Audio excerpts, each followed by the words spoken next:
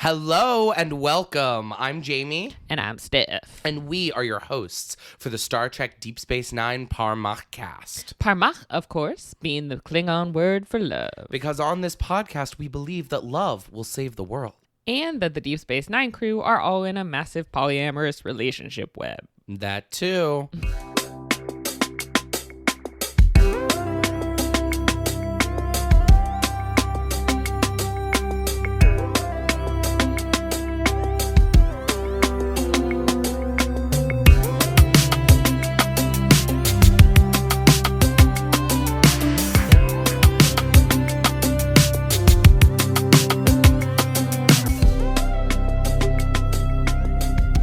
Hello and welcome back to the Star Trek Deep Space Nine Parmach cast. Thank you so much for joining us today for episode 3, our discussion of Deep Space Nine season 1, episode 3, A Man Alone. A Man Alone. Hello, Steph. How you doing today? I'm fabulous. How about yourself? I'm doing pretty well. I'm excited to talk about this episode with you. Yeah. What did you think of it generally? I enjoyed it. I think it's a good, interesting start to our exploration of Odo as a more sort of expanded character. Yeah, absolutely. We get our first Odo mystery hour, Yes. murder she goo, whatever you want to call it, in this episode of, as we talked about last week, our many different flavors of Deep Space Nine episode. This falls squarely in that area. Our show within a show. I agree. I think it's a very interesting exploration of Odo as a character. I don't think it's quite as strong overall as the 2 episodes we've gotten so far, but to their credit, there's a lot that is trying to be packed into this one episode. It's very busy. It's dense. It's juggling a lot. And so I think pacing naturally sort of you're going to run into some struggles with that when you're trying to balance so much. But overall, I did really enjoy it. Yeah. Well, let's just dive right in. Let's jump right in, baby. So as we said, episode 3 of season 1, A Man Alone, directed by Paul Lynch, teleplay by Michael Piller. And this episode was initially released on January 17th, 1993, a Sunday. So we're back on our Sunday schedule. Love that. So we open the episode on Dax pondering an orb, but not an orb, capital A, capital O, just an orb. A lot of lowercase orbs on a, the lowercase station. O. Yeah. Just a big bubble, like it looks like she blew a bubble and is just sort of like, Pondering it. yeah, vibing out. As you do. So Julian enters, and without looking up, Dax immediately knows who it is because Dax is a cool guy TM. And Dax tries to tell Julian that they need to have a serious conversation about trills and relationships. But Julian just sort of acts deliberately obtuse and says that they could talk about it over dinner, which did Bashir gonna Bashir. So Dax tries again, but he pivots and he's like, "What's with this orb?" And she explains that it's an Altonian brain teaser, a puzzle that responds to neutral theta waves. And the goal is to get the orb to turn a single solid color. And I just have here, Dax is just playing Mind Flex, which I don't know if anyone else had a fixation on this game in the same way I did, but if you haven't heard of it, it's like a toy for children that was released when I was young. I couldn't tell you what year that was, but it's like the idea was you put on a headband and it like responds to your mind waves and the waves. Moves a ball like through an obstacle course like with your mind. And I thought that was simply the coolest shit that has ever existed. And on reflection, I can't see how it was anything other than a scam because I don't think we have the technology now to do that. I was going to say that doesn't sound like a thing. It doesn't sound real, but I was obsessed with the idea of that. Never got to play it myself, but it feels very much like what the vibe is here, right? Where it's just like, think at the game. Like, you must control it with your mind. Yeah. I also love that Julian, the second he hears, like, oh, it's a puzzle, he's like, I love puzzles. Yeah. And Dax is just like stares into the camera. I was really hoping to get rid of him with that one. Okay. You're Didn't gonna seem say like that. he was down for puzzles, but all right. So Dax reveals that she's been trying to master this puzzle on and off for 140 years. And then she's like, Julian, why don't you give it a try? And I just love Julian is simply so scared and horny every second he spends with Dax. Like, looking at his face in every moment of this scene is simply a delight. You should just pause every moment that we pause to look at him, and it's good. It's so good. Like, who wouldn't be scared and horny, to be fair? So Dax massages Julian's temples, trying to facilitate concentration, but he's still very fixated on her.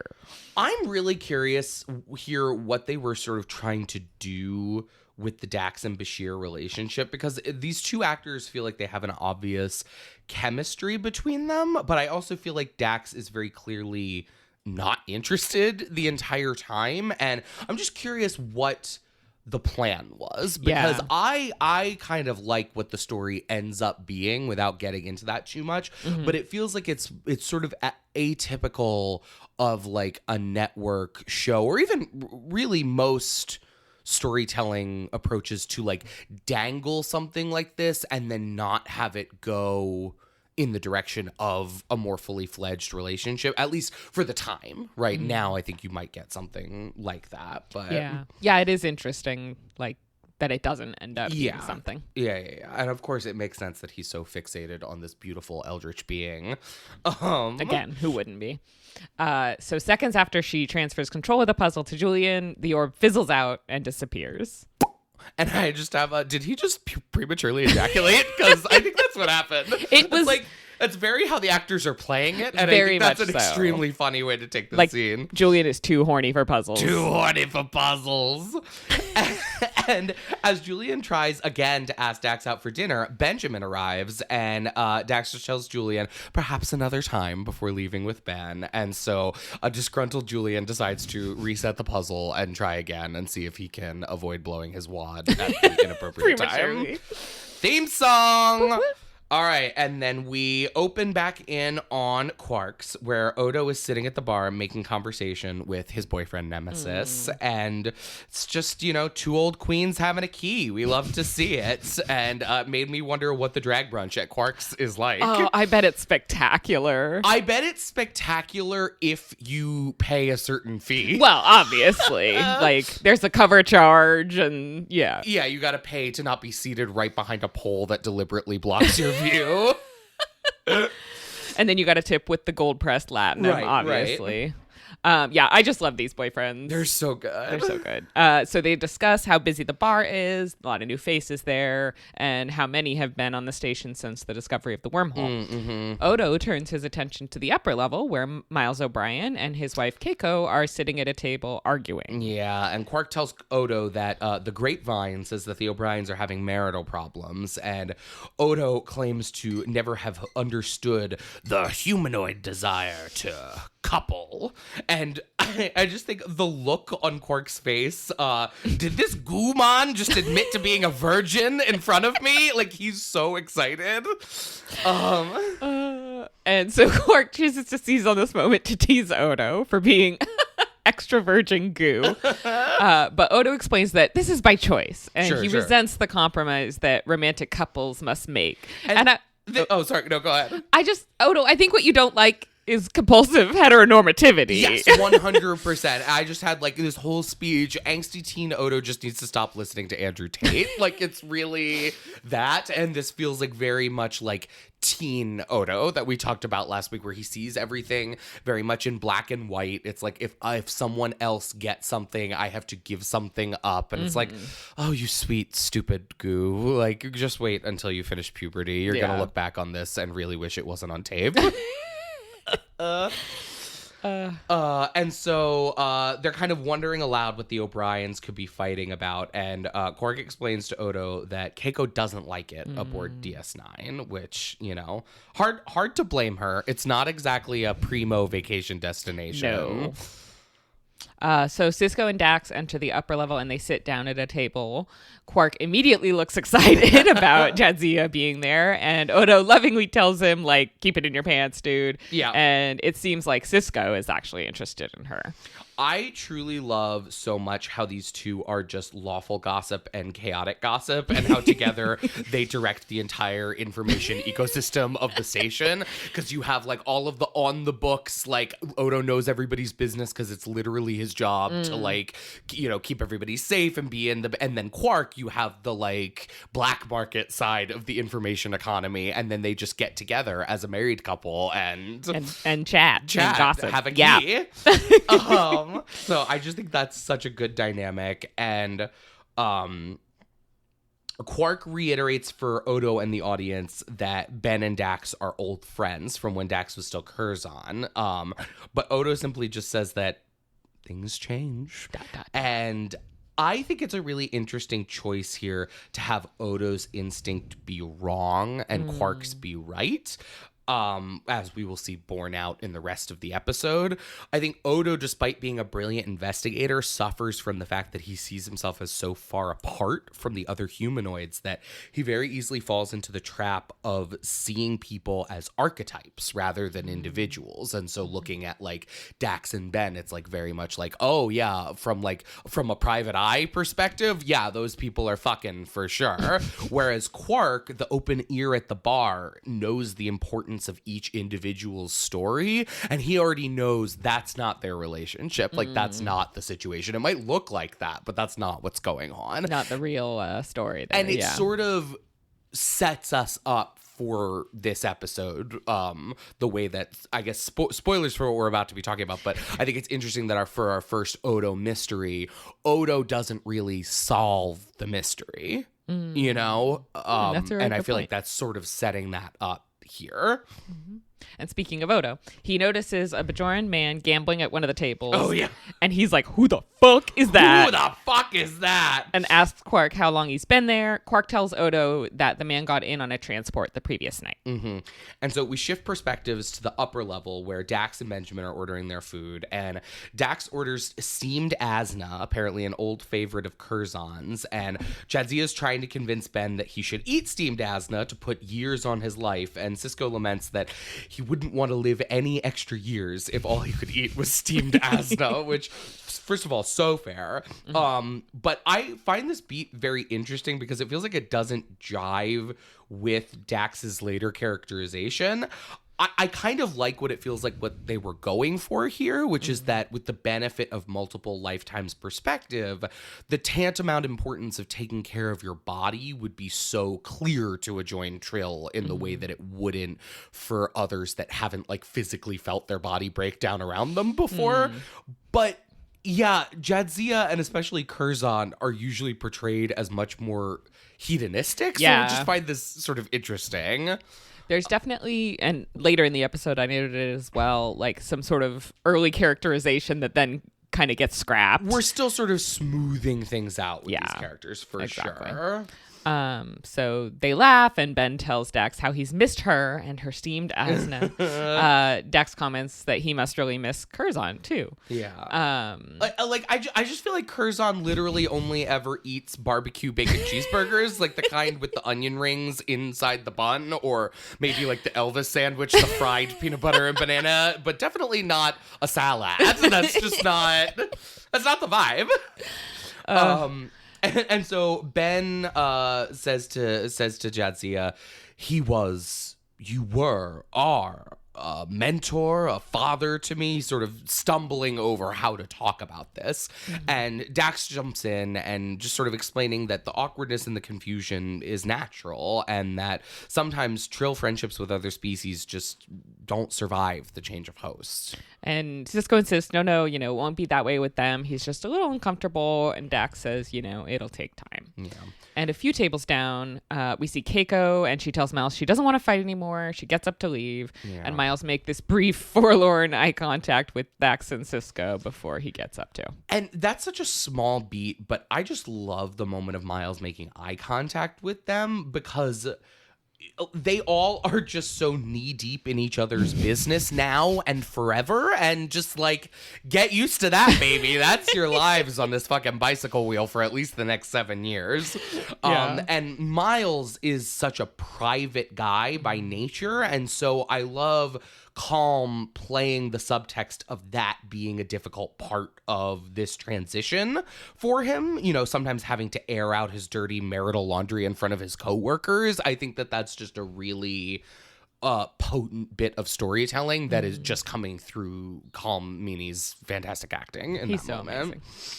amazing. So back down on the lower level, we cut back to Odo, and he approaches the Bajoran man he asked Quark about, and he's big mad, big fight, big mad. Odo He says, "I mad. don't want you on the station." Odo, why couldn't you have stayed calm for once instead of flying off the handle? I hope you're happy. And so the man tells Odo he has a right to be there, and Odo tells the man that he decides who has rights and who doesn't on this promenade.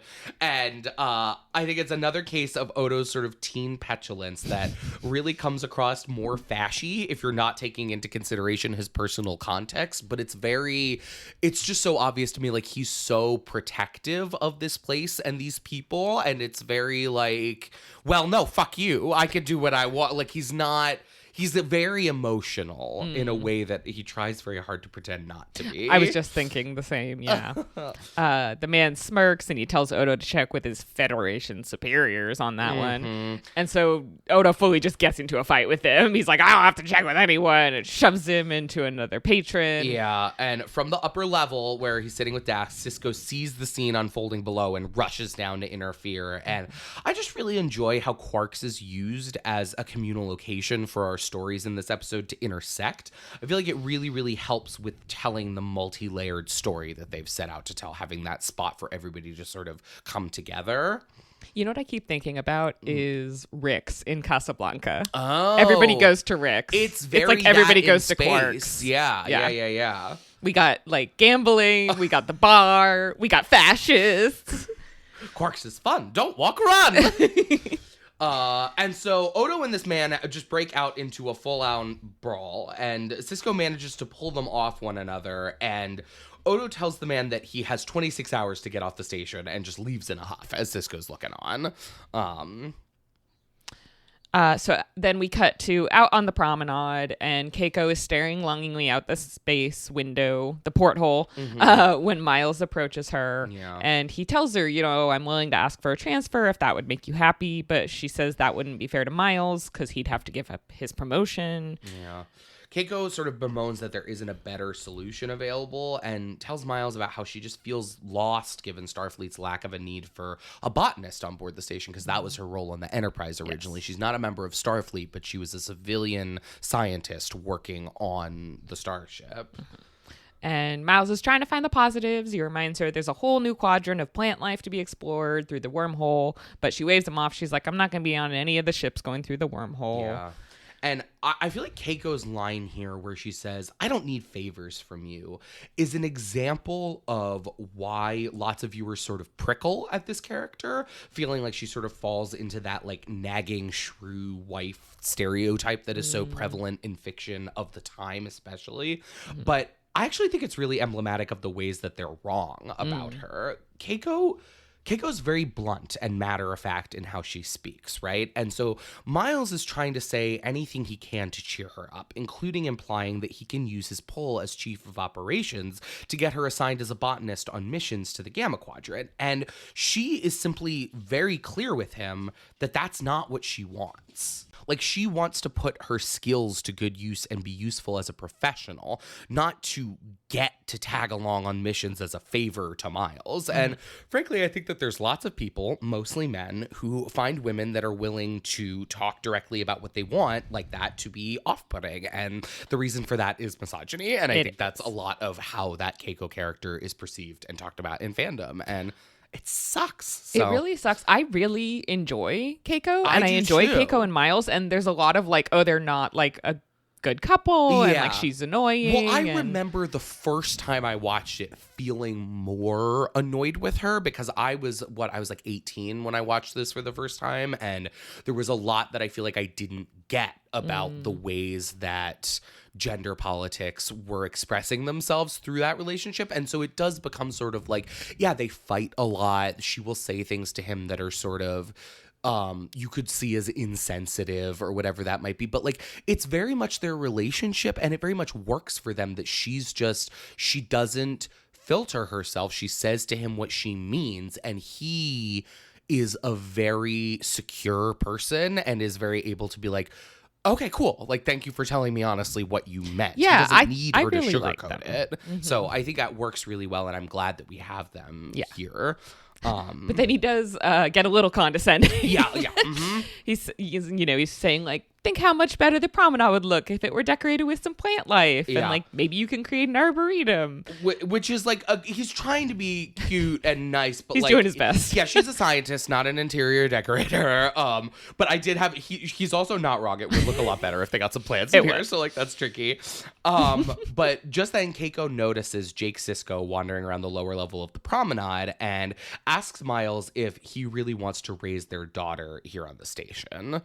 The Orions are interrupted by Kira calling for Miles with a litany of systems that need repairs, and so the couple just shares a long, troubled look, and Miles heads off to work.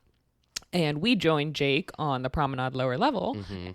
He approaches Quark's nephew Nog from the pilot, who's buying a Jumja stick from a merchant. And Jake comes up and tries to introduce himself, but Nog is very brusque to the human. And he's like, why do you want to know my name? And Jake sort of complains about the lack of other kids on the station to be friends with. And after a pause, Nog begrudgingly tells him his name. And I was like, gay. And gay. A beautiful boy friendship was born. Little gay baby gays. So Odo is meeting with Sisko in his office and tells Sisko that the Bajoran man from the bar is Ibudan and that he used to run black market goods through DS9 during the occupation. Yep, and we learn that some Bajorans actually consider Ibudan a hero due to his acquisition of needed supplies for the population during the occupation, despite the fact that he gouged prices on these items in order to increase his profit. Odo says that he personally witnessed Ibudan let a child die simply because the parents couldn't afford the price of the medication that she needed. And Ibudan apparently also killed a Cardassian officer who was looking for a bribe to look the other way at his smuggling, and he went to prison for the crime because of Odo. Yeah, and I know that the show generally goes out of its way to make clear that Odo was not a Cardassian collaborator in any real way, and while generally I think that's true, I do think it's interesting arresting Bajorans for killing Cardassian military officers, even if those Bajorans were bad people for other reasons, is kind of wild.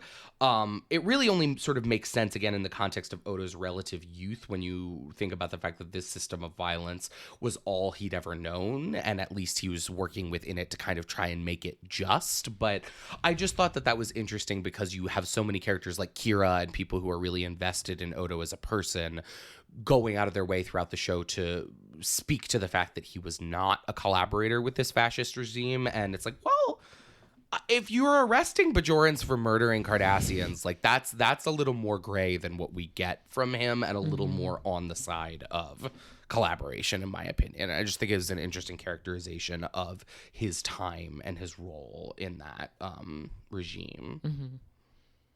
So Sisko asks why Ibudan is out of prison, and Odo tells him that he was released by the provisional government since killing a Cardassian is no longer considered a crime. Yeah, exactly. And when Sisko tells Odo that it sounds like there's not anything they can do, Odo responds that I can get him off my promenade. And Sisko is like, no, you can't just force the man to leave if he hasn't done anything wrong. And Odo's like, watch me. Watch me, bitch. And Sisko tells Odo explicitly that he cannot take the law into his own hands, and Odo replies telling him that laws change depending on who's making them, but justice is justice. And it's just like, I don't know, such a blind insistence that no, things actually are black and white, and everyone else who can't see that is capital W wrong. It's just such a teenager moment from Odo, and a great bit of characterization, I thought, for him and how he sees the world. And I do love that Odo's not wrong exactly about that. Like, the law is something that is open to interpretation. It changes based on who's in charge. Sure. But he's so sure that, like, his justice is justice. Right. And it's just, it speaks to the immaturity of like, well, I know what's right. Yes. And how I do things is right. And the tension of that is what's interesting about this scene, because he's not wrong that, like, yes, laws change depending on who's in charge. Cardassians and Federation have very different priorities, and yet it seems like, for instance, from his internal metric, murder is murder, and that's something that goes against justice no matter what. or is unjust no matter what. So anyways, Cisco just sort of spits back at Odo that if he can't work within the rules, then he'll find someone who can. And Odo just seems to consider this for a moment, but says nothing, turning to leave Cisco's office. And we cut to Ibudan on a massage table being Getting a sexy massage. A sexy massage. He's being massaged by an alien masseuse with webbed fingers. Then a mysterious black-gloved hand reaches in from off-screen, pushes the masseuse away, and drives a knife into Ibudan's back. And I'm just like, the knife, the glove, it's so extra. It's so dramatic. It's so much. And at first, I didn't realize that this must be the holosuite. And I was like, bro, you literally just did your murder right in front of the masseuse. Okay, literally, I was like, are you going to kill her too? Yeah, and we never mentioned her again. I was like, oh, right, holographic. Okay, moving on. But that moment, I was like, what? Me too. I was like, why'd you just push her? That seems like you should have killed the witness, bro. Yeah. And then later I was like, oh. Well, we can't linger too long on the consequences of sexy massage because we cut to Jake and Nog on the promenade giggling like boobs. And Nog shows Jake a little box filled with little bugs called Garanian bolites. And the two boys head off to cause trouble with their bugs. These mischievous youth. And this is Nog's best outfit that he will ever wear. So I just want to take a moment to Note acknowledge that. Jadzia, then we cut to her walking down the promenade, and Julian runs up to her, and he says sort of, he guesses he knows the competition now, and Jadzia's very confused, and Julian intimates that there's something going on between her and Cisco, and Jadzia tells Julian that trills don't chase after romance the way humans do. They actually find it to be something of a nuisance, and Julian's very shocked by this, and Jadzia explains that they see it as a weakness of the young, and that trill hosts are more focused on, quote, living on a higher plane, and therefore trying to rise above temptation when they feel it. So this is what I was mentioning before, where it's like, this characterization does not match with anything we learn about Dax later. No, not particularly. So definitely there's something that is a little just like needing smoothing out there. But I did also note, I think it's genuinely possible that she's just fucking with him. In this scene, we have to consider that. And then that also gets me into a question about like authorial intent versus audience perception, because art exists at the intersection of the art and the audience. And like, do I think that the scene was written with the intention that she's fucking with him? Probably not. Like, it's probably more like you were saying about like they just sort of hadn't smoothed out like what this character's vibe was going to be like. But do I think that's what's happening on the screen regardless? Yeah, kind of.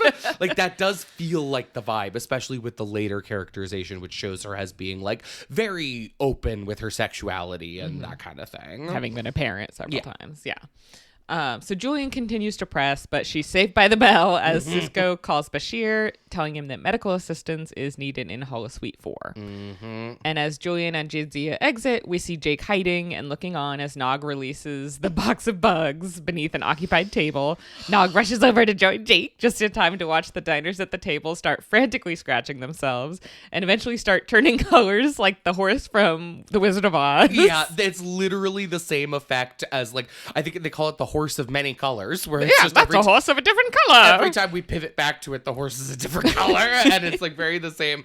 And just Jake and Nog are so stupid, and I love them so much. And they are having an absolute time, laughing uproariously while the couple is panicking. And so the couple's like absolutely freaking out, but then the changing colors go away after a moment, and they're like, oh, you could tell they feel kind of dumb for like freaking out the way they were. And then a security deputy appears behind Jake and Nog and just sort of places his hands on their shoulders and carts them away. And as the deputy walks the boys to security, Keiko O'Brien looks on with concern. And I really do love how all three stories in this episode sort of orbit around one another. I think it was done very effectively. So we cut to the scene of the crime. Kira has a new hair look. And Ibudan's body lays on the ground where Julian conducts a scan of the corpse.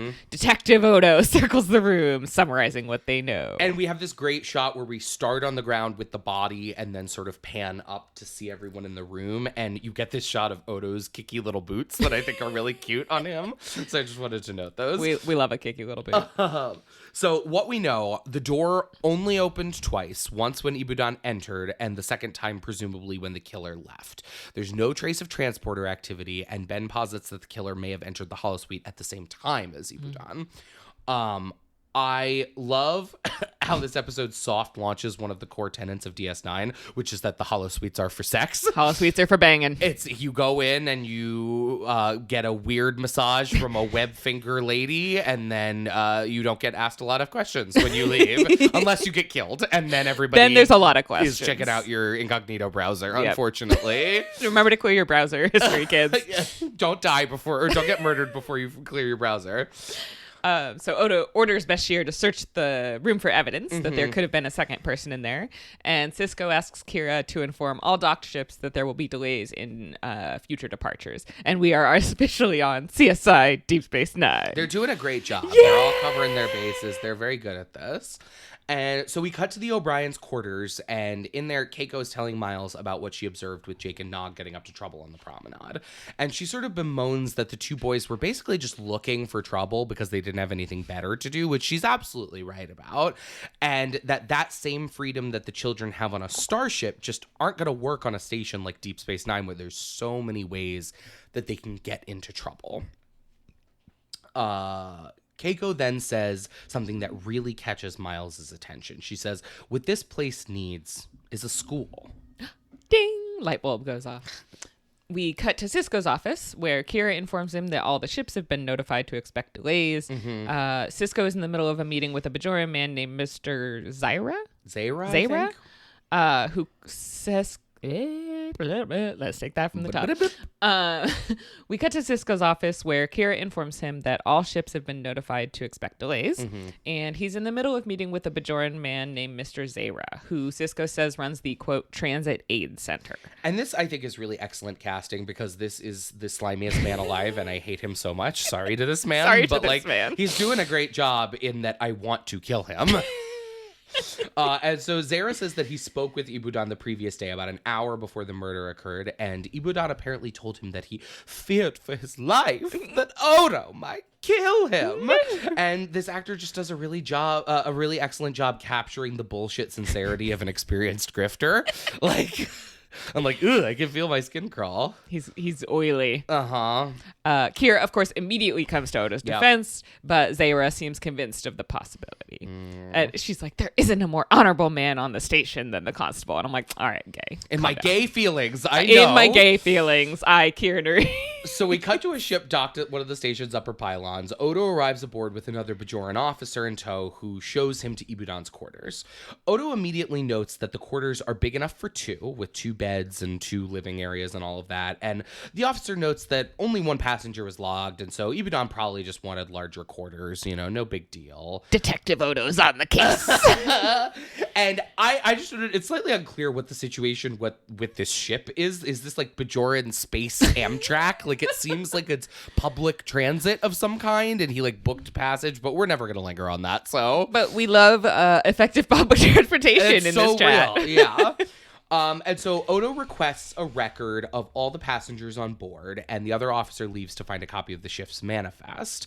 From the console in Ibudan's quarters, Odo accesses the man's private calendar, and so we're looking through all of the entries, and one of them that I think is really funny is noting that the departure of this ship came from Alderaan Spaceport, which... is a reference to Star Wars, obviously, and is, great timing that they got out of there when they did. I was going to say, this must be the alternate universe where Alderaan isn't destroyed. Right. Looking for love in Alderaan places. And so we also see on the day of his death, Odo finds a mysterious entry in Ibudan's calendar, simply marked Odo. Gasp.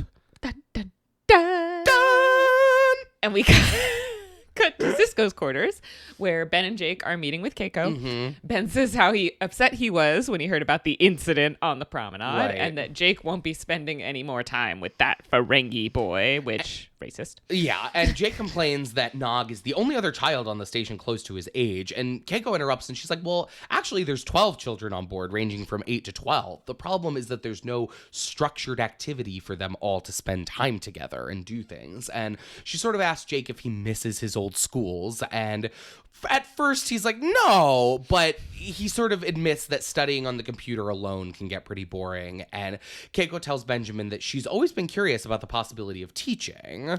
I love that it's like a one-room schoolhouse, little house on the station, Orbiting Bajor. And Benjamin is immediately supportive of the idea of the school, and he asks Keiko to tell him what she needs to make it happen. Keiko's very excited, but Ben warns her that not only can he not force the Bajorans, the Ferengi, anyone else to send their kids to her school, but that all the families on DS9 have their own cultural perspectives, their own philosophies, and that could clash if they're all trying to be educated under one roof. And Keiko says she understands, but she's not deterred. She thanks Ben and she leaves. And as soon as she's gone, Ben rounds on Jake about no longer spending time with Nog. Jake protests that he thought Ben didn't want to talk about this right now. And he runs out of the room with Ben right behind him. It's like, we're going to play tag now. And I love Ben's, if I hear of you hanging around with him, and he's got the Italian fingers.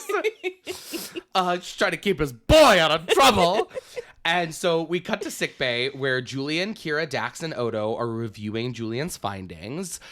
Julian tells them that Dax reviewed and confirmed his initial findings, which is that there's no trace of any new DNA in the holosuite, meaning other than the crew members who were present after the murder had already occurred, only Ibudan's DNA is present. And I just think it's fun that Julian gets to actually use some science in this episode and isn't just a love-struck twink, because he certainly is that. But like, if it was just that, that's kind of 2 episodes in a row where that's his entire plot. And like, he is a doctor. We should probably... He does do science and stuff. So, let him jiggle some test tubes or whatever. He gets some petri dishes out. It's great. Yeah.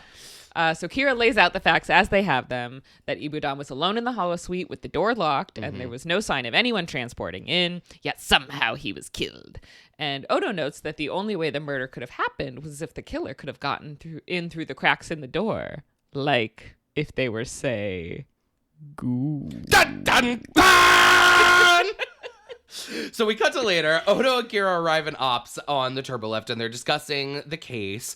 Odo notes that the whole thing is very neatly packaged, right? Ibudan having meetings with Odo on his calendar for the time of the murder, the fact that no one but a shapeshifter could have accessed the holosuite with the door locked, and that because he would have been called to investigate after the fact, his DNA is now present at the crime scene. Which, does Odo have DNA?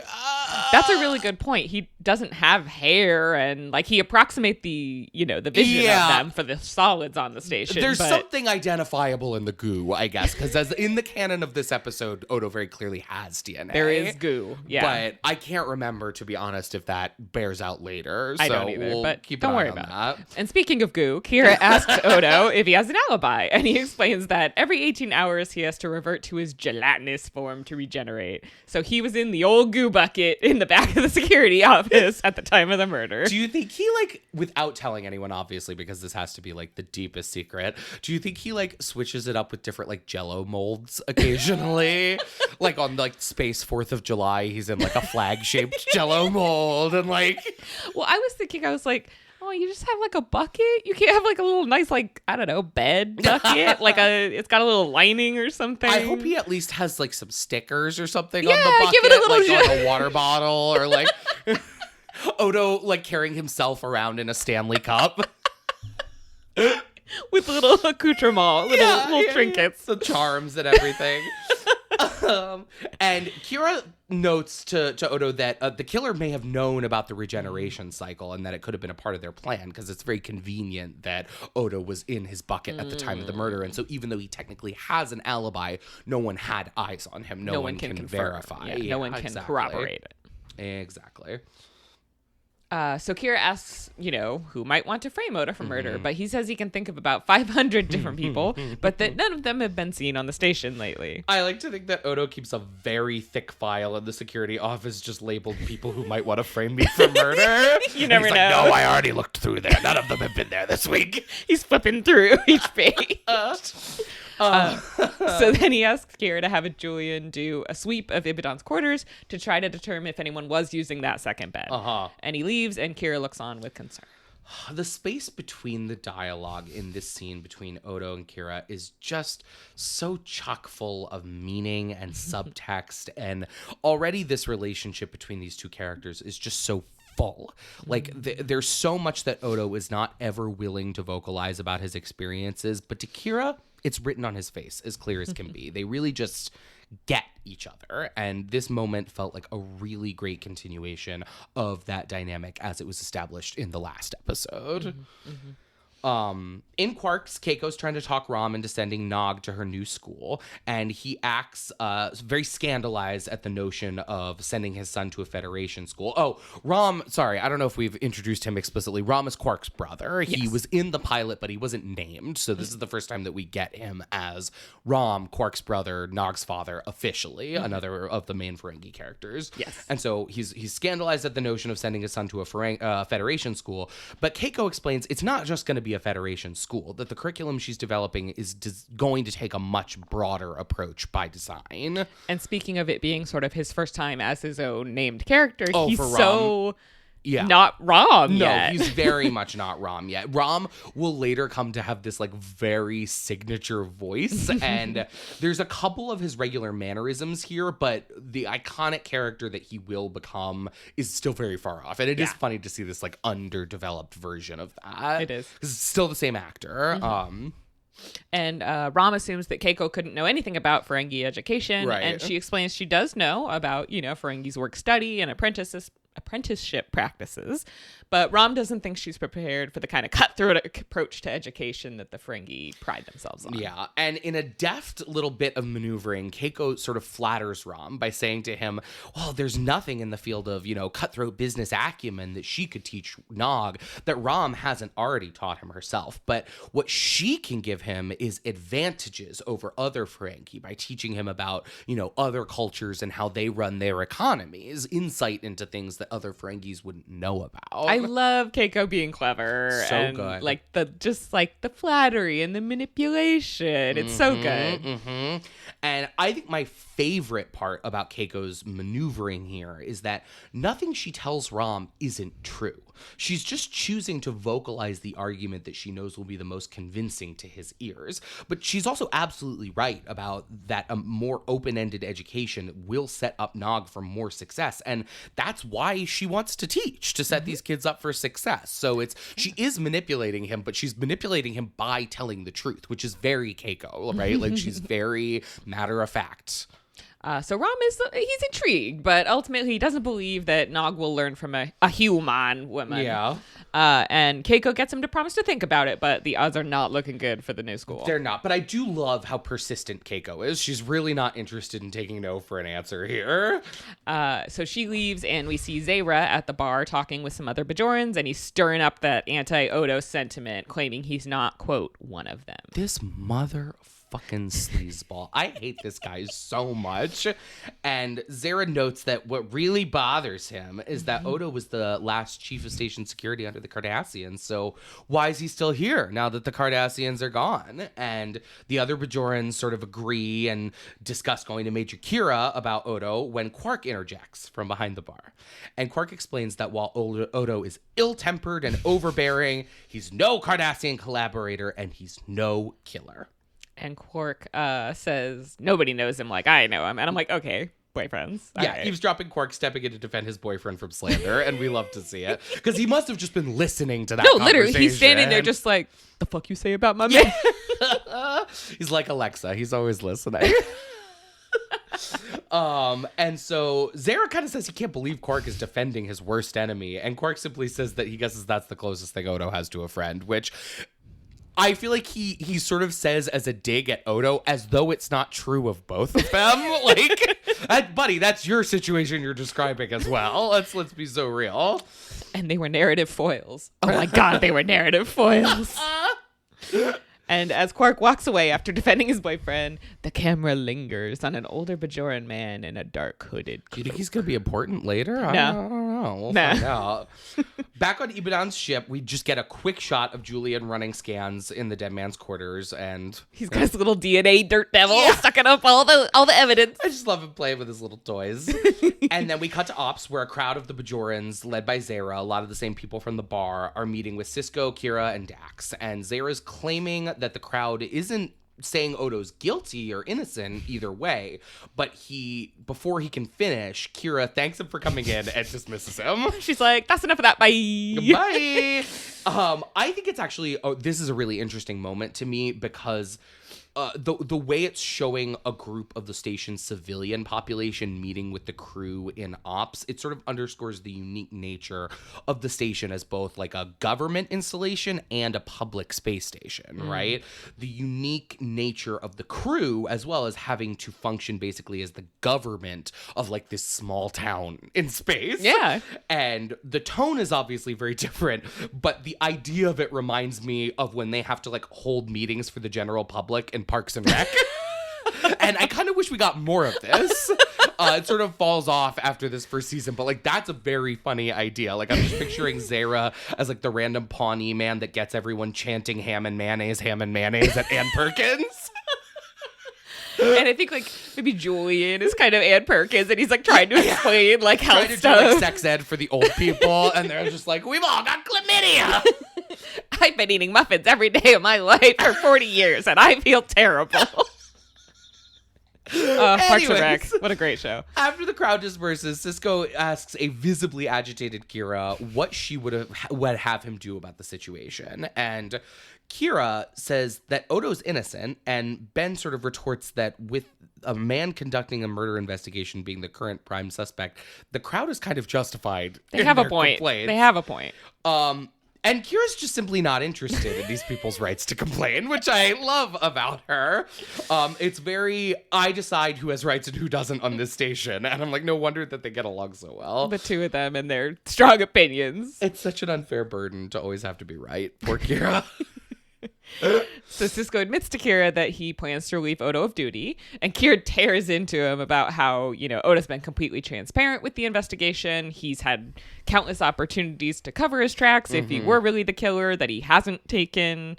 And Cisco tells Kira the decision stands, and he will let Odo know himself. So we cut to Odo and Julian in the infirmary, where Julian tells him that the only interesting thing he found in Ibudan's corners was seophorane fragments near the matter reclamation unit. You're so good. Oh, thank you. At I your don't know that Bashir. Siddig would agree, but No, I think he would. I think he would be impressed. gives me a lot of joy to do. So it appears that Ibudan was trying to get rid of this, whatever it was. Matter reclamation unit, I think, is fancy trash can. Yeah. Or like laser that we use to disintegrate our trash.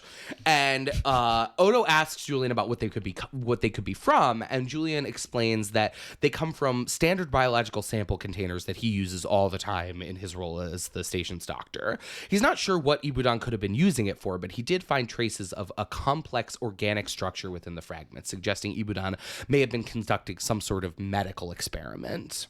As you do on Amtrak. Sure, yeah, just with your beakers and your boop-boops. And as Julian begins to run another analysis on the fragments, the complex proteins begin to break down into DNA fragments. So Julian orders his assistant to set up a bioregenerative field to accelerate the cellular development, which will reconstruct the DNA sequence and hopefully give a clue as to what Ibudan was working on. So much technobabble. Oh, in this we are episode. sciencing, baby. And just a little acting note here. I just absolutely love how Rene Auberjonois plays Odo in this scene. He's so raptly following Julian around the room, almost frantically looking between Julian and the screens, like impatiently waiting for the doctor to explain to him what is happening in terms he can understand. He is just in mystery mode, baby. It is like his not only life or death for him, but his autistic special interest at the same time. And it's just like, it's adorable, frankly. He's so cute. I love Odo so much. And just then, Cisco calls for Odo, asking him to come to his office. And Odo comes in, and Ben says, sit down. And Odo is immediately sus. He's like, He knows no good has ever come from sitting. Truly none.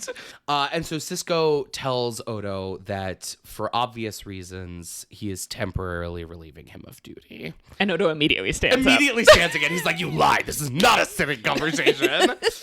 How dare you ask me to sit? Odo just asked permission to go, and Cisco takes the opportunity to tell him that he doesn't personally believe Odo's responsible for this murder. And Odo says to him that he's not sure how that could possibly be true, that he and Cisco barely know each other, and that the commander has no reason to believe that Odo wouldn't kill Ibudan if it suited his fancy. I really love that.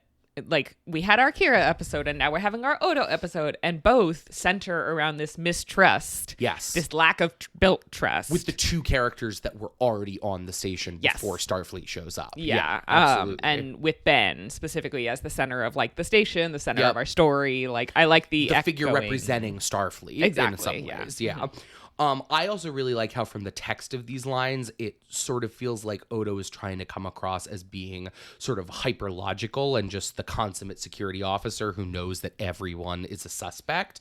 But Renee really gets and plays the subtext here, which is that this is very, very personal for Odo. And he's actually deeply hurt and offended by Ben's choice to relieve him of duty and doesn't have any idea how to express that feeling. Yeah. And so instead sort of attacks him with this, like, I don't believe you don't think it's me, right? Mm-hmm. It's just a really great acting moment from Rene Auberjonois. Rest in peace. Right. So Cisco says he believes putting Major Kira and Lieutenant Dax in charge of the investigation will be in everyone's best interests, and Odo storms out, telling Cisco that he will look out for his own best interests. Yeah, I'll go get my own best interests. I'm angry. And so on the promenade, Odo does his little walk of shame, and we can hear voices of the paranoid Bajoran crowd all around him, you know, echoing rumor and speculation of his guilt. And Odo arrives at his office only to discover that it has been brutally vandalized, with the furniture smashed and the word shifter literally carved into the walls. And I also made a note about Renee's acting here and just like his immediate pivot to gruff and I'm angry, and to cover up how deeply, deeply hurt he is. Rene Auberjonois is just such an incredible talent. Truly. So Quark appears in the doorway and tells Odo, he offers to him to find out who did it. And Odo tells him to leave it to Starfleet because he's not in charge of security on the station any longer. And Quark teases Odo that this news brightens his day. And then they Tom and Jerry a little bit back and forth. Quark tells Odo he'll have every con man in the sector aboard within the week. And Odo tells Quark, you know, you'll get sloppy without me to keep an eye on you. And Odo asks Quark whether he could use a shapeshifter in his organization. And Quark seems genuinely caught off guard for a moment and then begins to laugh. I love that moment. It's so good. And I love that Quark makes him laugh when he's so upset. Like, yeah, it's really cute. It's so sweet. I do think Odo was not being actually serious here about like asking about joining the criminal enterprise. But it highlights an interesting point about this moment of Odo being relieved of duty, which is that this job has literally been his entire life. He has no idea who he is outside of it. And so on top of the bigoted, angry mob that he's having to deal with, there's also this huge identity crisis going on underneath the surface. And I like the way that this throwaway line sort of speaks to that, where it's like he really doesn't know what he would do with himself if he's not doing this. I also just fucking love Odo's like deep raspy chuckle. It's such a good signature of the character that's used to such good effect in this scene, and I love it every time he does it. So Quark tells Odo he's been asking around whether Ibudan made any enemies while in prison, but learned that he mostly just spent time with other imprisoned Bajoran dissidents. Yeah. And at this, Quark gives Odo this kind of interesting look, and then he leaves. This look from Quark is 10 out of 10 work from Armin Shimmerman for me. In the moment, it's just so curious. You really don't have anything to do but wonder. We don't have any information, but knowing what we will know by the end of the episode, it's so funny because I think it has to mean that by this point Quark has already figured the entire thing out, or at least a bigger part of it than anyone else has. And I think that is really interesting. So we cut to the infirmary where the petri dish with the samples from Ibudan's quarters has now grown into a large organic looking something. Julian explains to Cisco and Dax that the growth rate is exponential, and Dax notes that the DNA patterns appear to be humanoid. Cisco wonders aloud what Ibudan was up to, and Julian explains that they're probably going to have to wait until whatever it is fully grown to know for sure. Cisco then asks Dax whether she'd like to get lunch, and Julian, misunderstanding, accepts the invitation. It's so good. His It's- big like smile. Yeah, so just the exact dialogue is Cisco goes, "Care for lunch?" and Julian goes, "Sure," and he's like facing away from them, and then Dax like pauses and just smiles at Cisco and goes, "No, thank you." And it's just a perfect moment of television and characterization for these three people where like so much is happening. Julian's so excited that he's been invited out to lunch with the commander, which he has not. And Dax is so excited to be able to avoid having lunch with Julian. It's just, so it's a good. great little moment. So we cut to a bustling Quarks where Julian asks Cisco about Dax's past lives. And Cisco says he thinks Jedzia is probably the sixth host, but he isn't completely sure. Julian asks whether Dax has changed much since her time as Curzon, but Cisco says he's still waiting to find that out. And Siddig just communicates so much with his eyes in this scene. It's really excellent work from him there. Cisco begins to tell Julian a naughty story about getting into trouble with a pair of hot alien twins with Curzon before he sort of stops himself and realizes, remarking out loud that, oh, that phase of their relationship is probably over now. Yeah. Julian attempts a very poor fishing expedition into Ben's potential romantic feelings for Dax, but he sees it coming a kilometer away and assures them that they're just friends and that Julian has nothing to fear from him in terms of competition for Dax's affections. And I don't know. I just think that Julian using Ben trailing off and not finishing his story about the orgy he and Dax once had with these 7-foot-tall Rugy twins back in the day to segue into asking if he's trying to get with Dax now is so funny. Like, He just social cues, not his strong suit. He's so charismatic while at the same time having no social skills, and that's such an interesting combination. Yeah. So Cisco's like, I'm gonna shut that one down. And he looks up, and across the room, Odo sits down at the bar, and all around him, everyone gets up and leaves. Even more. Not more. Who's the big glumpy alien at the bar? I don't remember if we talked about him in the pilot, but Briefly. Morn, I believe explicitly is an anagram of Norm from Cheers, who just sits at the bar all the time. And so I didn't know that. Yeah, that's Morn's role. He will that's almost hilarious. always, anytime that we're in Quarks, will be there at the bar. Yes. warming up that seat. A mainstay. Yeah. Yeah. And I just, poor Odo, fuck these bitches, man. I also really like how they deliberately have Rom working the bar in this scene instead of Quark, because you know Quark would go to town on these people for treating his man like It's that. true. It's true. So we cut to Keiko setting up desks and computers in her new school space with the help of a couple Starfleet officers. And Miles arrives with their daughter Molly, the most adorable baby in space. She's so cute. So cute. Miles asks how it's going, and Keiko tells him that while the school will be ready to go the following day, she's worried about whether any students will even show up. Yeah. And in this scene, Molly asks if she can come to school with Keiko, and Keiko sort of tells her, I wish you could, but she's got to wait another year or two, and she's ready. And it just got me thinking, so there's no school on board, but is there daycare? Otherwise, who's watching Molly while Keiko's teaching and Miles is keeping the station from blowing up single-handedly? I wish I knew. We're just not going to get into that, Don't I worry about guess. But it seems funny to mention it in an episode that is centered around the What do we lack do of with the available children? childcare.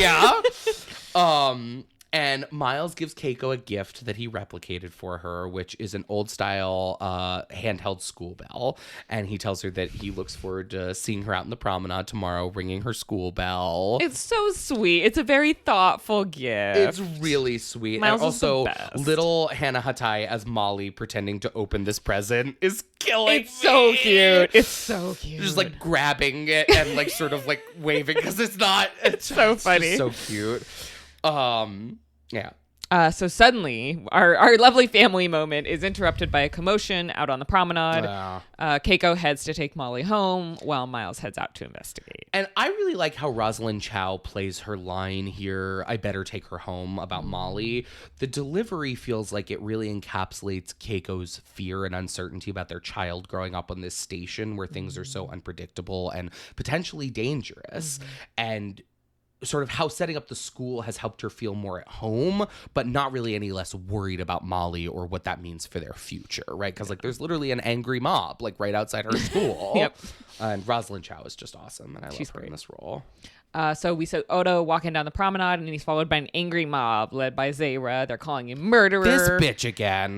This bitch. And asking him why he stays where he's not wanted. And Odo reaches the security office just in time and locks the door between him and the mob. No. And Miles arrives, sees what's happening, and he calls security at the promenade. And Kira heads down to take care of business, and she's followed by Cisco. Kira, like me, when I hear a fight out on the quad, for real. Like, it's like, I work at a high school, if I haven't mentioned that, and it's a high school where we get more fights than would be optimal. And there's just this thing when you hear yelling where it's like, kick off the heels and you go run in. And I felt very, very connected to Kira in this moment. I love that. And she's, of course, in immediate, like, protect mode. Oh, yes, 100%. And I put, leave Odo alone. Just leave him alone. Go protect your goo, baby. And so we cut to Julian, and he's looking out at the scene on the promenade from within the infirmary, like he's in the doorway. And then he doubles back to check on the big blob, which is now nearly the size of an adult humanoid. And staring at the blob in its giant petri dish, a look of realization dawns on Julian's face. And the face looks silly. Yeah. Yeah, Julian's face looks really silly. I do really like this moment where there's a couple of Bajoran security officers in front of the door, kind of between... in front of Odo's like, security office and door. as Cisco and Kira arrive on the promenade with the security team, one of the security team comes in and like positions himself in the middle of the two Bajoran security officers, and they kind of check in. They look at each other and kind of do like a little, hey, you good? Yeah, you good? And I really loved that moment. It's a good little bit of visual storytelling, for sure, about like the ways that the Bajoran and Starfleet teams are becoming more accustomed to working together, the way that there is already sort of a solidarity developed between those two groups, for sure. I thought that was just such an excellent little moment. I agree. I'm glad you noted it.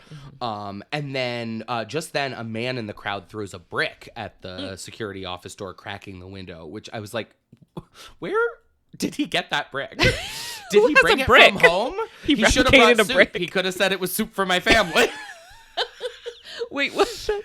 Oh, do you not remember that this was like a classic first term Donald Trump speech where he was like, the Antifa, they're bringing these cans of soup and they're throwing them at our police officers, and then when you try and confront them, they act all innocent. They say, oh, it's just soup for my family. Soup for my family. I'd forgotten about that. Oh my God. It's just soup for my family. What are you talking about? But also, I have to say, I just love, like, Julian's like, my God, Watson, I've realized. Yeah. Like, I would honestly love to see him play either Holmes or Watson. He'd be so fun. And we also see at the back of the crowd the same mysterious cloak man from the bar watches on. They're like, hey, remember him? Remember the lingering shot on this guy? Remember the guy that's important to the reveal at the end? Please keep remembering him. Yeah. Okay, moving on. Back to your regularly scheduled programming. So in the infirmary, Dax and Bashir, my God, Watson, agree that whatever the blob is becoming, it's definitely humanoid. Definitely humanoid. And Julian exclaims that he knows what it is and orders a chromosome analysis, which he expects will yield evidence of a gene sequence degradation, whatever the fuck that is. You did great. That was a good Thank you. I'm doing so well. And I have to say the blob is giving the Horta a little bit here. I would not have noticed it because, again, like my brain is not as TNG or as TOS pilled as yours. Yeah. But when I saw that your note in the document, I'm like, oh, it's very lasagna here. It's super lasagna. It's got kind of the same shape. There's like layers. A color layer thing going on. Oh, yeah. I also think it's kind of wild to note here. I talked about this earlier, but it's kind of wild that Julian sort of solves this first Odo mystery hour. And like, I guess it sort of makes sense because Odo starts out as the detective, but quickly becomes one of the suspects. But still, interesting. I think that's probably the most useful that Julian's going to be this entire season, if I'm honest. That's okay. He's pretty. He's very pretty. But in the promenade, Cisco marches to the front of the mob and he stands in front of the security office demanding to know what they hope to accomplish. And the mob shouts back that Odo should die for his crimes. Yeah. I really enjoy Cisco getting to finally go off on these stupid bitches. Like, he's had to hold himself back and sort of play the politician this whole time, but they have finally crossed the line that means he gets to tell them what he really thinks of them and their bullshit, and part of him's enjoying that, you can tell. Yes. And he orders the crowd to disperse, but more bricks. People brought more than one brick to this. So much soup for my family. And the bricks are thrown, a fight breaks out. Kira and Miles do some space karate. Yeah. Cisco fires his phaser at the ceiling, warning shot, getting the mob's attention. I love the space karate. Behind Cisco, the door opens and Odo walks out. Miles and Kira are so hot. when Yeah, they do it's a their great space karate. moment for them, for sure. I'm just very gay for both of them, so. It's so real. One of the men at the front of the mob tells Cisco that Odo is a murderer and that they just want justice. Cisco, not convinced, asks if it's really justice they're after or if they just want some way to express their anger and fear, which is interesting, harkening back to our bit earlier about, like, what is justice? And so Cisco tells the crowd that in an hour, they're gonna regret what they tried to do here, and warns them against condemning a man just because he's different from them. And it's a great leadership moment. It is. He's a great leader. Zayra insists that they're condemning Odo because of the evidence against him. And just as he's saying that, Bashir appears, announcing that they have found new evidence. The man who was murdered was not, in fact, Ibudan. And Cisco and Odo follow Bashir and Dax to the infirmary while Kira and Miles stay behind to break up the mob. So in the infirmary, we see that the blob is now very clearly taking the shape of an adult humanoid male, and Julian announces that it is a clone. Ibudan was apparently working on cloning himself and then killed the clone to frame Odo for the murder. Dun, dun, dun! They have matched the DNA and the unique gene degradation pattern to the victim and confirmed beyond a doubt that he was a clone. And I just love Julian with his, like, Victorian, like, doctor, like, this fellow in the jar. Yeah. Like, it's giving, like, He's got into a spot of trouble. Yeah. He's got himself in this jar. Odo asks what will become of the clone that's currently growing in front of them, and Julian tells him that in about 2 days, he'll become a living, breathing member of Bajoran society, which I think is cool, but it's not the point. But also. I know, but it raises some questions about, like, mentally, will this clone be an infant, despite his body being full-grown? How is he supposed to just integrate into society? Oh, well, moving on. Yeah, don't worry about it. It's fine. I feel like the point of this is very, like, clones are people, right? So, like, I guess. But that, yeah, anyways. We don't have time to explore the complexities of that. Cisco asks about Ibudan, and Odo says he has an idea of where to find him. And we cut back to the Space Amtrak, where the old Bajoran man with the dark cloak enters. And Remember him? behind him, a chair in the room morphs and changes into Odo. Goo! Go, Gadget, Goo! The cloaked man tries to play dumb and indigent, and he's asking Odo who he is and what he's doing there. But Odo tells him that he can find no record of his arrival on the station on any ship that is docked within the last 3 weeks. Odo tells him he believes he arrived on this particular ship, and that before that, he was serving time in a Cardassian prison alongside a Bajoran dissident arrested for research into triphasic cloning. And this is the bit where I'm like, Quark knew all along because he was asking about his associates at the prison. And as soon as he found out that it's like, oh, his bestie in prison loved to make clones, Quark is like, oh, the classic kill your clone gambit. I've done that one 6 or 7 times this month. It's a very overly complicated way to frame Odo for murder, but that's okay. It's very Star Trek in that way. It is very Star Trek. But also it's interesting because it's like, yeah, it is difficult. Like, I feel like a frame for murder is like a classic, like, cop procedural plot, but it is trickier when you're in the future and there's like all this technology that's like, if you just beam in and stab them and beam out, like, you know? And when the cop is goo. Yeah, when the cop is goo, exactly. You really gotta, do a little bit more intricate side work to get your plan to work. So the man tries to run, but Odo grabs him and pulls a mask off his face, revealing the true face of Ibudan below. Odo then tells him, killing your own clone is still murder. The whole episode, every time we've read any quotes from Odo, I'm like, I just can't really do like a Rene Auberjonois Odo voice. It's so distinctive. But the one consistent quality is that like gravelly element to it. And I'm like, what if Odo's voice for us is just like your great aunt Pearl that smokes 40 packs a day. And it's just like, killing your own clone is still murder. Time to go to the brig.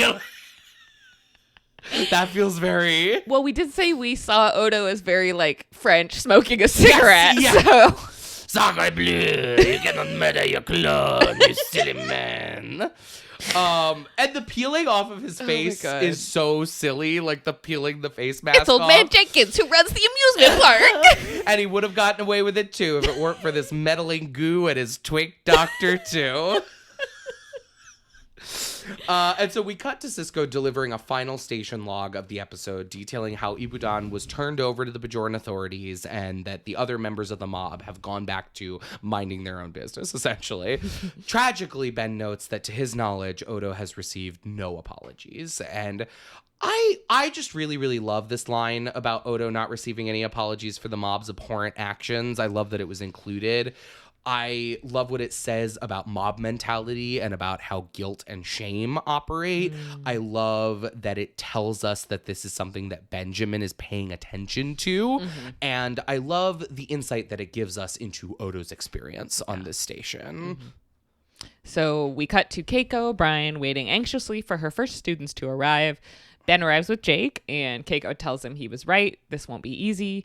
But just then, Ram enters with Nog, ordering the boy to sit down. He sheepishly tells Keiko that they will try it for a few weeks, and then he leaves. And I noticed Ram's the only Ferengi that doesn't say human. It's weird. He just calls her a human in that, or he's like, don't sit near that human. I didn't even catch that. You'll get Garmoni and mites. Right, you'll turn into a horse of many colors. I also love Ben walking over and standing between Keiko and Ram and just giving him this like death stare.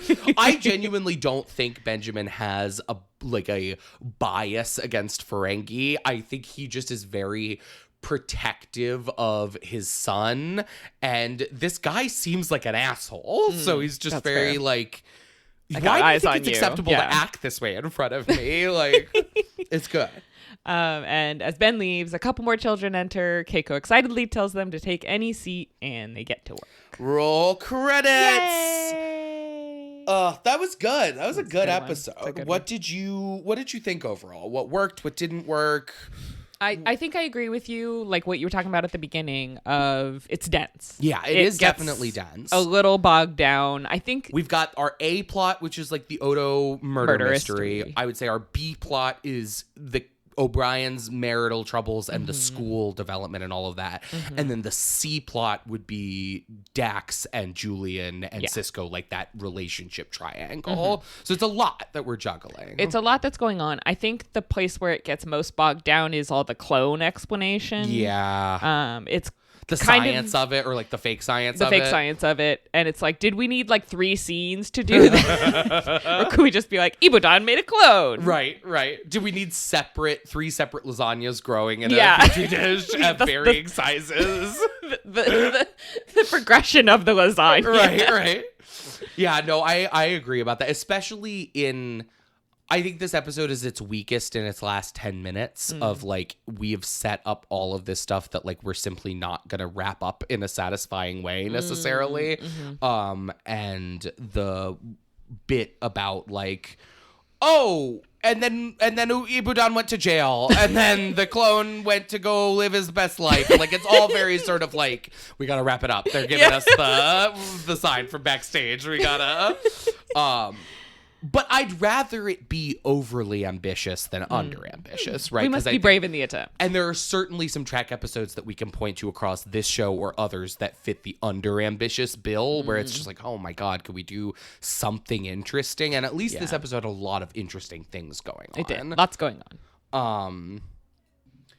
So for my like final analysis of this episode, the thing that stuck with me is that I think the best thing about this show, 3 episodes in, continues to be the relationships. And this episode really, really highlights this. This episode is basically all about relationships. So we've got Bashir and Dax, Dax and Cisco, Cisco and Odo Odo and Kira and Odo and Quark, plus Miles and Keiko and Jake and Nog. This bad boy can fit so many relationships in So many relationships in this tacky fascist Cardassian eyesore. And so I love how you get not only the individual relationships, but also the relationship web, like we talk about in our cold open, right? Like they are all interconnected in these really interesting ways, and the ways that they are interconnected influence their relationships with one another. Like I don't think we would have had that Sisko and Julian scene if it weren't for the Julian Dax dynamic that sort of leads us to that place. But then it's an interesting moment to get two characters together where it's like, wow, these men are really different, and it's really interesting to watch them interact. And you know that they're going to be together for the next 7 years, and so it's sort of setting the tone for what that looks like, of like the grizzled commander and his faithful twink. And, likewise, you know, Miles and Keiko are going to be a big relationship throughout, but it often doesn't. Star Trek so often focuses on the crew, the like main like Starfleet folks, that I love that we're getting like a little bit of like their family overlap and like what that means. And then Keiko's not only O'Brien's wife, but also Jake's teacher. And then Jake has this relationship with Nog, which then means that Sisko inevitably has to have some kind of relationship with Rom, because they are the fathers of these best friends. And what does that look like? Yeah. And it's just so rich. Yeah. That's one of Deep Space Nine's greatest strengths, I think. Yeah. Behind the scenes, there wasn't as much to talk about behind the scenes this week, but one thing I noted that I thought was interesting is that this episode was the first to be produced after the pilot, but the decision was ultimately made to air past prologue first, our episode from last week. It was seen as sort of a more suitable first episode to follow up the pilot, and I gotta say, I think I agree with that choice. 100%. While I like both episodes, this one is so much more of a like status quo on the station episode that it feels like it works better after we've had a little bit of excitement, like a little bit more out of the ordinary happening to then settle into like, what does it look like to be juggling these relationships and these family things, just day-to-day life on the station, right? I agree. Yeah. Strong choice. Okay, cool. In terms of design, was there anything that jumped out to you, Steph, this episode? Costume design, set design, anything you really like wanted to give a shout out to? I mean, the humanoid Horda for sure. Yeah. I did see they talked about in interviews like how annoying it was to have to build so many different of those lasagnas, like this like 3 or 4 separate ones in like these giant petri dishes. It's chunky prosthetic. Yeah. I do love science. I mean, Julian's little science toys. Yes.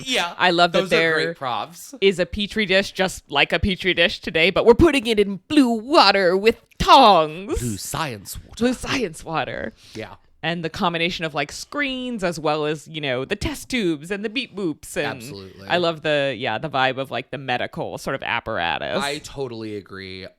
For me, for Design Corner, I just have to point out Jake and Nog are actually wearing good outfits in It'll this never episode. happen again. It'll never happen again, so we have to talk about it.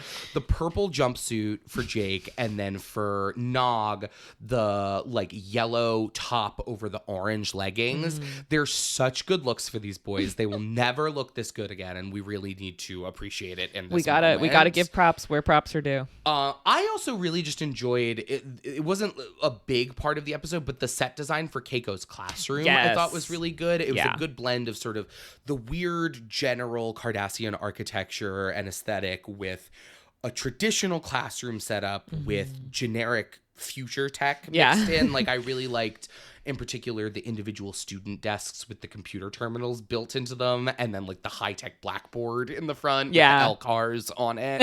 I just thought that those were very cool design pieces. Yeah, that stood out to me as well, for sure. Okay, well, Thank you all so much for joining us for this episode and our discussion of A Man Alone. We have one final segment left in today's episode, a little something we like to call Consulting the Orb of Prophecy, where we look ahead into the future of the series and discuss spoilers that relate to this week's episode. If you've watched Deep Space Nine before or just don't mind spoilers, stick around after we sign off for that discussion. If you're watching along with us for the first time and don't want to be spoiled for future episodes, you're going to want to hop off after the sign off. The Star Trek Deep Space Nine Parmach cast is recorded in San Diego, California, and produced by us, as well as our logistics manager, Peter. A big thank you to the friend of the show, Matt, who produced our theme music, and to Tumblr user at GrandCon221B, whose Star Trek pit crew was used to generate the avatars of us featured in the show's cover art. New episodes drop every week on Spotify and Apple Podcasts. If you have any questions, comments, or would like to chat with us about Star Trek, you can email us at ds9cast@gmail.com. You can also find us on Instagram and Twitter at ParmachCast for updates and memes. Last but not least, if you're enjoying the show, please review and give us a 5-star rating on Apple Podcasts. It really helps other folks to find the show, and please join us next week for our discussion of Deep Space Nine Season 1, Episode 4, Babel. Bye. Bye. See you next time.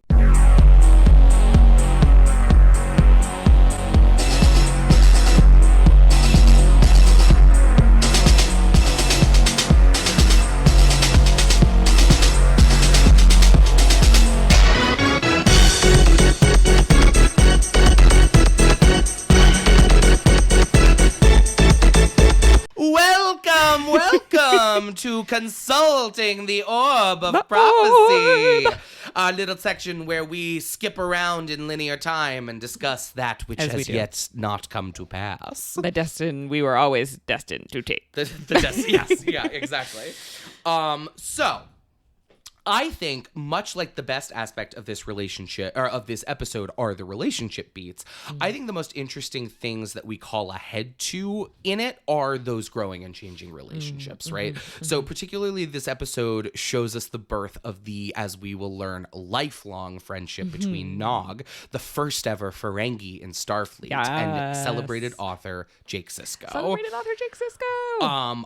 I really like the hints of the discord that will come between Ben and Jake and Ben and Nog vis-a-vis that relationship. They're just little bits. Right now, I feel like it's very much Ben just worried about his son not getting into trouble and being with people who are good role models, good and influences, things like that. Yeah. But it's going to get a lot more complicated as we get into like, what does it mean to try and assess, what is a good influence? What is a good role model in the context of a cross-cultural friendship, right? Where Nog is approaching things from a very, very different perspective. And how can you honor Nog's culture while also holding space for the fact that like his father and uncle are kind of assholes and like that's a part of their culture. It is. But it also like they are not modeling good behavior for him. And so how to navigate that is something that Sisko's going to struggle with as a father. And that's something that I love about Deep Space Nine, that it shows the ways that these characters struggle as parents, not just as professionals in their field, right? Yeah, I love that. That's such a great point. Thank you. I also really love, for this episode, we see that Odo as an outsider, Odo as different, so starkly already. Literally, the man had a mob coming after him. Yeah. The Goo had a mob coming after him. 100%. And it really lays the foundation for the eventual introduction of the founders, Odo's, fellow Goo folks. And we get a lot from the founders about the discrimination that they experienced that sort of led to them becoming the reactionary fascist leaders of the Dominion that they would become. And this story really feels like it could be archival history from the founders' own past, right? Like these are the stories that they tell Odo, trying to be like, they will always hate us. And Odo's like, I know, I got soup for my family thrown at me.